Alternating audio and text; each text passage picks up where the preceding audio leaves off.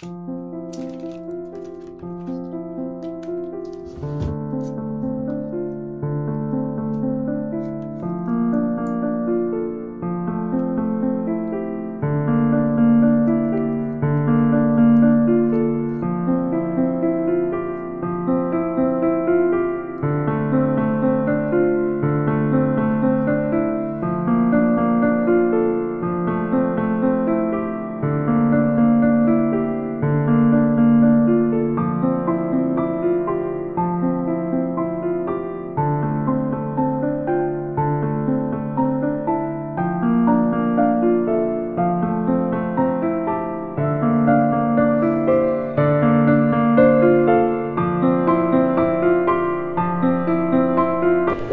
little jelly bean, I'll never forget the first time I heard your sweet little heartbeat, and suddenly you became so real, safe, and warm inside of me.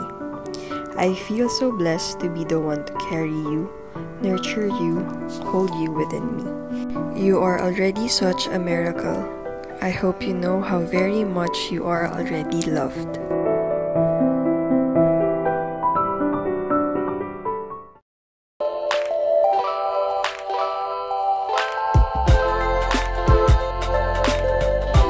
Hey guys, Kay here. Welcome back to my channel. It's been a while, I know, and I know some of you guys are pretty shocked with what have you seen earlier, but yeah, I'm pregnant. So, the bump is bumping. I'm gonna show you guys. Wait lang, I'm gonna stand up. Taba? Ayan, the bump is bumping na talaga. So, I'm currently on my second trimester and TBH, I don't know when ko to ma-upload tong video na to, but as I am filming this video, I'm currently on my second trimester. So, I just want to thank those people who already know it, but still chose to keep my secret. So, thank you so much. Truth is, I'm not hiding it. It's just that syempre may mga sabi-sabi na, and wala namang masama maniwala doon na wag nga daw muna ipagsabi, ganyan. And siguro I'm also avoiding negative energy and aura, you know, yung mga unsolicited advices. And after all, this is my body naman, so it's my decision. Ako pa rin naman ang may say if, you know, i-share ko siya sa iba or not.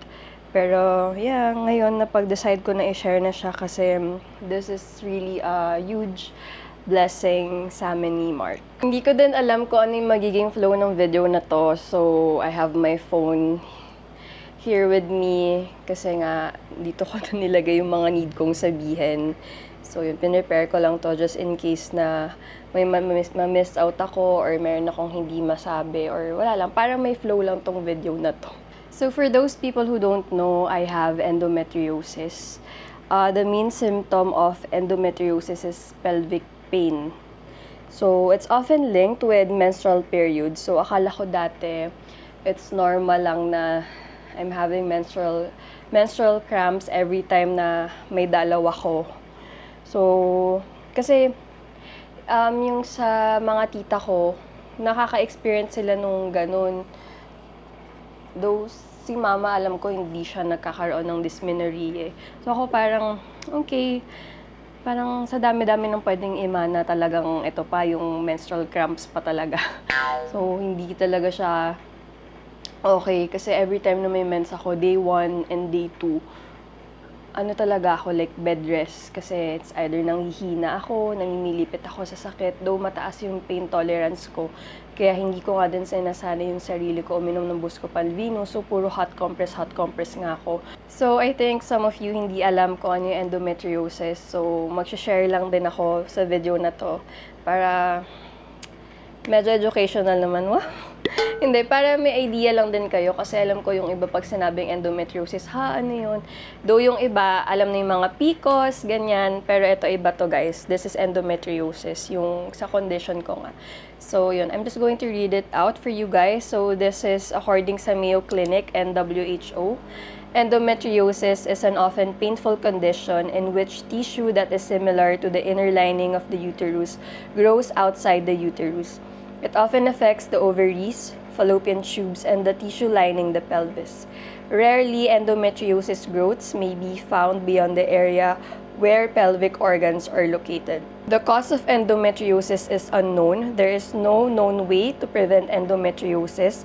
There is no cure, but its symptoms can be treated with medicines, in some cases surgery. Fertility problems also may develop. The main complication of endometriosis is trouble getting pregnant, also called infertility. Up to half of people with endometriosis have a hard time conceiving.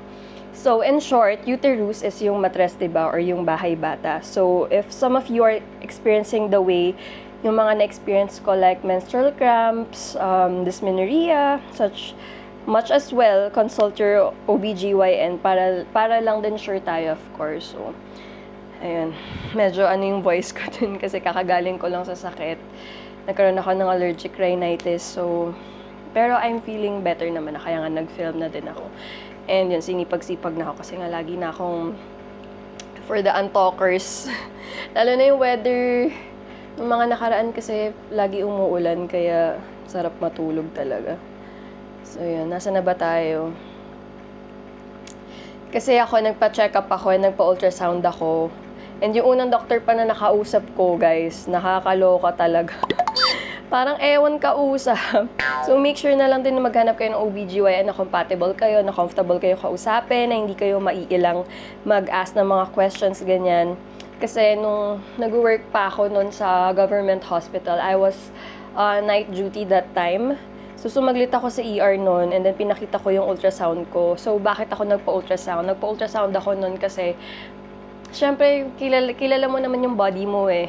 And, regular ako mag-mens, but napapansin ko, lumalabas na mens sa akin, ang itim niya. Merong instance na yung lumabas na mens sa akin is black talaga siya. So parang nag-worry talaga ako noon. Tapos minsan may mga buo-buo na siya. Siguro kasi ang tagal nga niyang mahulog or lumabas nga sa katawan ko, kaya ang may mga buo-buo na. Tapos, color black na siya, ganyan. So, yun, back na tayo dito sa story ko. So, yun nga, inabot ko sa kanya yung ultrasound ko, yung doctor dun sa ER. And then, first thing she blurted out, I will never ever forget what she told me. Di ka na mabubuntis, may endometriosis ka. I was like, yun na yun. End of discussion. Parang, si Lord ka ba? Sobrang ang off lang ng approach, or maybe it's just me. Pero hindi eh. So, bumalik ako ng laboratory noon right away. Chinat ko si mama. And hindi ko na napigilan na umiyak that time. Kasi syempre, masakit sa akin yun. Parang sabihan ka na, di ka na mabubuntis. Wala man lang pa-intro or pag-show ng empathy. At that time, di naman siya busy. Like, wala namang patients and all. So, alam ko naman sa sarili ko na hindi ako nakaka-istorbo. Tsaka pares tayo nasa field of healthcare and magka-work naman tayo. So, parang medyo na-expect ko na medyo chill-chill lang tayo dito, ganyan. Pero, ayun. And narinig din ng nurse na naka-duty nun. May naka-duty din kasi nurse doon. So, yun, parang feeling ko somehow na pahiya ako kasi medyo ang lakas pa ng boses niya. Yung pagkakasabi, hindi ka na mabubuntis, ganyan. Nasa isang workplace lang tayo, te. Alam mo naman sa workplace na ganyan dahil mga chismosa. So, yun. So, of course, nagpa-second opinion ako. Ito, alam ko, siya na yung head ng OB dun sa hospital na yun, sa pinag-workan ko that time. And I've heard na magaling siya, like, she's nice, easy to approach, and all. So, kanya na ako nagpa-second opinion. And, pagkatingin niya ng ultrasound ko, by the way, nung time na to, dalawa na yung result ng ultrasound ko just to make sure, kasi nga, syempre, sa pagkaaning ko, para lang sure, nagpaulit-ulit ako ng ultrasound kahit walang nagsasabi na doktor na ulitin mo yung ultrasound mo, ganyan. So, sinabi niya na, ayun nga, may cyst daw. I asked her if it's operable ba, ganyan. Sabi niya, it's too small pa, so hindi daw. Nanisatahan niya ako na mag-pills para mag-stop kahit papano yung growth ng mga cyst. Kasi kabilaan ng ovary ko may cyst eh. And inask ko na si doc na, is there any chance na mabubuntis pa ako? like in the future. And sabi niya, oo naman, ano ka ba? If gusto mo na magbuntis, mag-stop ka na mag-pills. So somehow I felt relieved kasi it's not the end of me being a mother in the future, diba? Kasi ako, dream ko talaga magka-family, of course. And ako, open ako kay Mark sa mga nangyayari sa amin. I even cried din nun kay Mark kasi syempre it's a serious matter. And sabi niya nun, if hindi ipagkaloob sa atin, masaya naman ako kahit tayong dalawa lang. So, mas lalo akong naiyak nun. Diba? So, nag-pills ako and in-inform ko naman both my dermatologist and OBGYN ko that time na may iniinom akong gamot, which is yung Isotret for my acne.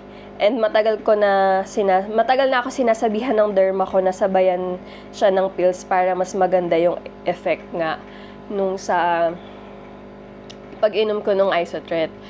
And sabi din kasi nung dermatologist ko, yung iniinom ko na isotretinoin, hindi ako pwede magbuntis nun kasi may possibility na yung baby is parang kulang-kulang nga daw, ganun. So, ina-advise niya talaga na mag-pills din ako.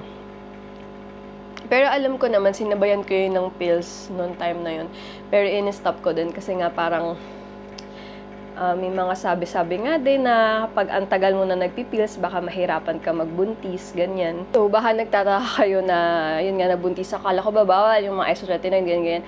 So, nag-stop na ako mag-isotretinoin nung mga December pa yun. Hindi ko na matandaan kung anong year. Pero nag-stop na ako ng isotretinoin. And then yung pills, in-stop ko lang siya. I don't know if this year or hindi ko na na-track. Nasa kabilang phone ko, tinatamad na ako tumayo. Pero yun, syempre, this is really a huge blessing, a huge miracle kasi nga, yun nga, I have endometriosis. And every time na nagsisearch ako, nagbabasa ako ng mga articles, laging hindi naman sinasabi na 0% chance na hindi ka mabubuntis, but it's 50-50. So, ang laki pa rin ng percentage na 50% pwede ka mabuntis, 50% hindi. So, yun, nalaman ko na may endometriosis ako. Siyempre, yun nga, inopen ko siya sa partner ko, kay Mark, na ganyan-ganyan, na if hindi nga ipagkaloob, marami namang mga ways to conceive. Like, of course, try namin IVF, ganun, mag-iipon kahit na ang mahal, kasi nga, ako personally, gusto ko talaga magka-family. Ayun, pero thank God naman. Kaya nagulat, actually, lahat naman ata nagulat. Kahit si Mark din, and mas lalo na ako, nagulat ako kasi nga, hindi ko ine-expect na makakapag-conceive ako naturally, ano talaga ng normal method kung paano mabuntis, ganyan. So, sobrang mixed emotions. Nakita niyo naman sa clip nung naano ko yung ultrasound, kasi, yung pregnancy test. Kasi that time, ayun nga, diba, regular naman ako mag-mens. So, nung time na na-delay ako, ang nasa isip ko nun, baka na-stress ako sa work ko. Kasi may nangyayari that time. Ayun, and then, yun nga, sa commute ko pa sa work ko, like, ang layo. Kasi nga, diba, I'm with Mark already. And, ang layo ng commute ko sa work. So, baka dahil doon. Tapos, third, ang naiisip ko na noon is, baka lumala yung endometriosis ko noon, kaya, ba't na-delay, ganyan. So, yun. Actually, least yung least yung baka buntis ako eh. Kasi nga, hindi ko talaga ine-expect. Like, I know what we're doing, okay? Hindi naman kami bata, Diyos ko. Like, ilang taon na ako, and I think naman with my age, this is the right age. Though, ayun nga lang, gusto ko kasi sana na magpakasal muna kami bago magka-baby eh. Pero yun, engaged naman na. Sorry for my nails, hindi pa ako nakakapag-appointment sa nails ko. Ayun, nauna si baby. Pero, nevertheless, you are wanted. Unexpected doesn't mean unwanted naman. So, I'm happy. Ang tawag namin sa kanya is Little Jelly Bean. Super happy ako sa kanya. Pakita ko sa inyo. Asan siya? Yeah! Ayan na siya. And we're hoping na it's a boy. Pero kahit ano naman ibigay ni Lord, lalo na ano talaga to. It's a huge blessing kasi ulit-ulit ko naman sinasabi talaga. Ang dami-dami na naman inisip ni Mark na if hindi ipagkaloob, may IVF naman, if ano, ganyan. Tapos hanggang sa, if hindi talaga ibigay, masaya naman tayong dalawa, ganyan. Yun naman sinasabi ni Mark. Mag-aso na lang. Ayun, yun naman yung ano. And I think talaga, inano siya ni Lord eh. Parang alam mo yun, yung timing ni Lord, sobrang, nag-resign ako sa work nun, hindi pa ako buntis nun eh, or hindi ko pa alam na buntis ako nun. So, sa mga etchosera dyan, yun nga. Parang inalign talaga ni Lord yung plans niya sa amin. And siguro, kapag hindi mo talaga siya hinihingi, kusang ibibigay siya sa inyo ni Lord. So, ayun, prayers lang talaga. Alam mo, naisip ko na talaga yun, yung parang sasayaw ka kami sa, o bando ba yun? Yung parang, mga nahihirapan magbuntis. Like, in the future nga. Pero yun, binigay nga sa amin siya ni Lord agad, kaya happy pa rin naman ako. And sabi din naman ng OBGYN ko, si Doc Lim, na you're in the right age. And yun, lalo na may endometriosis ka, baka by the age of 30 onwards, mahirapan ka na magbuntis. So, okay yan, ganun. Parang na-assure niya ako, okay yan. And I'm embracing my pregnancy. I'm embracing my pregnancyhood. Hindi pala siya nakaka-glow, no? Kitang-kita niyo naman sa pagmumukha ko. Me being pregnant, walang pregnancy glow talaga. Like, dami kong acne. Dami ko talagang acne. Like, kahit sa likod ko yata nagkaroon na ako. And then dito yata, siguro, hindi, dito nawalan eh. Sa back ko, alam ko meron. And ang lapad na ng ilong ko. Lalo pang lumapad, diba? And ayun, but syempre, anything for my baby. Baka kinukuha niya kasi yung ganda ko or yung, alam mo yun. Kasi si mama din, nung nagbubuntis, ganito din siya like ma-pimple, ganun. And hindi ako naniniwala na kapag ganyan, babae, lalaki, hindi talaga eh. Feel ko kahit sa susunod na baby, ganito ulit ang itsura ko. Wala talaga. Alam niyo guys, tamad na tamad akong mag-ayos sa sarili ko. Actually, bumili na ako ng mga clothes. Actually, hindi nga to pregnancy clothes eh. Parang ina-adjust ko na lang siya na large and mini-make sure ko na stretchable siya kasi ayoko yung mga maternity clothes.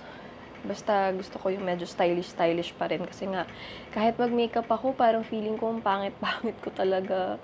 Like, hindi talaga nakaka-pretty tong pregnancy. Pero, alam mo yun, wala na akong pakialam. Basta okay si baby lang naman yung concern ko eh. Healthy kami ni baby, ganun. And share ko lang din pala, nung first trimester ko, medyo naging maselan yung pagbubuntis ko. Like, pinag-bedrest ako ni Doc for 1 week, pero ginawa ko siyang 2 weeks kasi nga, medyo as a running person.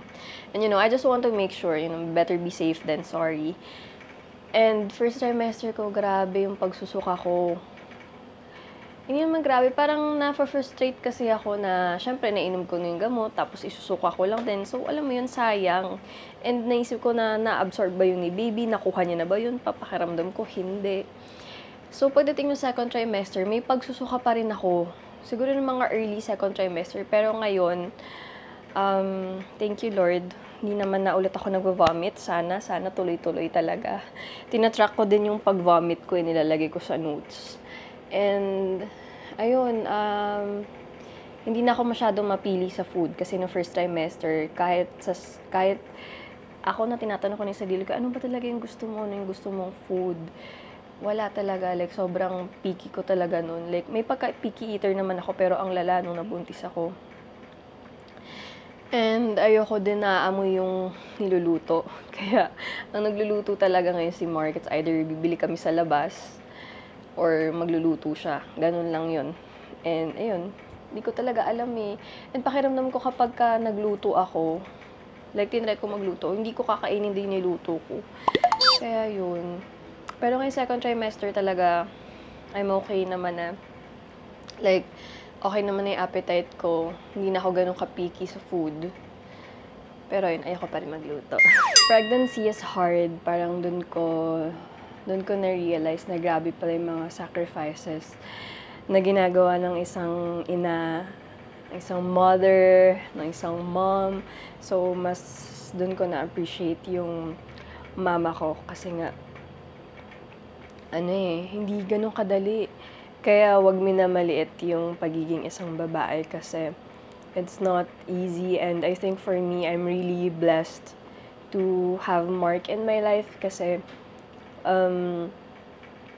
pregnancy is hard, but having a responsible and caring partner makes it easier, makes it bearable. Alam mo yun, parang, lalo na nung first trimester ko, bed rest ako. So, wala talaga like bed rest talaga ako kasi nga, sobrang ayoko na din maulit yung feeling na yun na parang every time I'm going to pee or I'm going to the comfort room, lagi ko chine-check yung undies ko na if there's a blood or spotting, ganun.